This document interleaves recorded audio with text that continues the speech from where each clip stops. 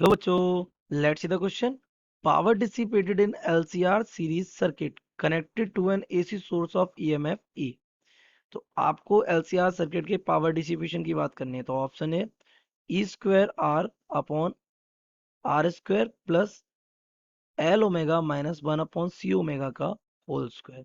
Option B E square under root के अंदर है ना R square plus L omega minus one upon C omega का whole square upon R. Option C E square within bracket R square plus L omega minus one upon C omega का whole square upon are.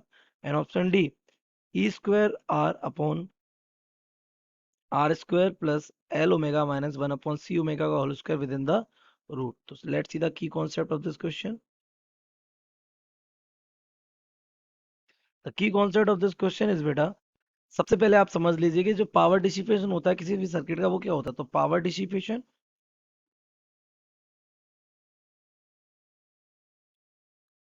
Of N AC circuit is given by. तो आपको सबसे पहले इतनी तो knowledge होनी चाहिए कि पावर डिसिपेशन क्या होता है। That power dissipation is given by E not I not upon two और कॉस ऑफ फाइव।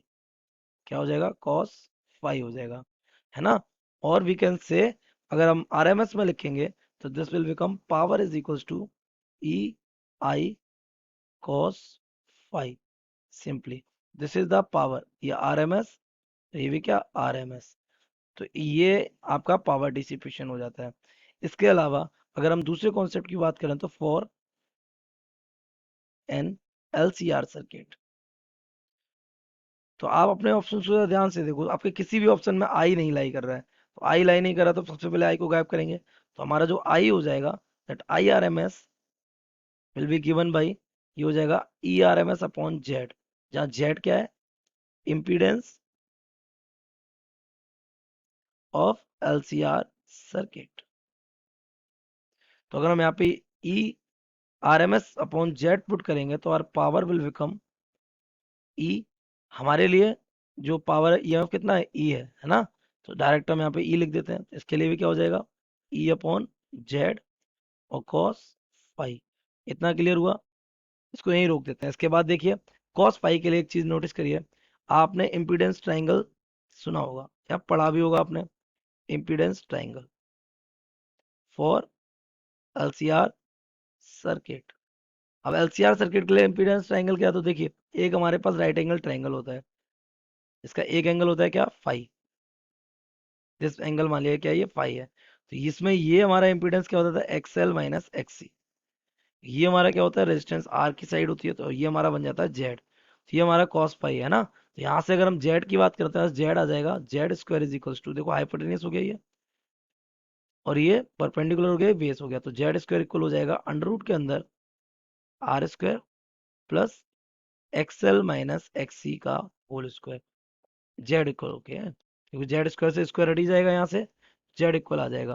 तो इसके बाद अगर मैं बात करूं जेड इक्वल हम और इसको खोल सकते हैं, तो ये हमारा आ जाएगा अंडर रूट के अंदर आर स्क्वायर प्लस एक्सएल हो जाएगा हमारा एल ओमेगा और माइनस एक्सी हो जाएगा वन अपॉन सी ओमेगा का होल स्क्वायर। तो पहले तो ये हमारी बन गई जेड।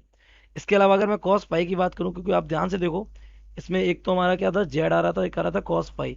तो कॉस फाई की अगर मैं बात करूं तो cos phi is given by base upon hypotenuse. और base is what? R. Hypotenuse what? Z. यहाँ से ये आ जाएगा Z base upon hypotenuse Z. तो इस वाली वैल्यू को अगर हम आप पुट करेंगे तो देन वी विल गेट, यहाँ से power is equals to E square हो जाएगा अपॉन जेड था और कॉस फाई की जगह आ जाएगा आर अपॉन जेड। ये हो जाएगा जेड स्क्वायर, तो E square R upon Z square. तो जेड स्क्वायर अब हमारा ई यहाँ जेड हमारे से यहाँ से क्या था? रूट के अंदर ये, तो जेड स्क्वायर से रूट हट जाएगा, तो यहाँ से पावर आ जाएगी हमारी। ध्यान से देखना, ई स्क्वायर आर अपनी जगह पे और जेड स्क्वायर की जगह क्या? R square plus is in bracket L omega minus one upon C whole square. तो अगर हम ऑप्शंस को मैच करें तो E square R upon R square, ये option A is correct. So the correct option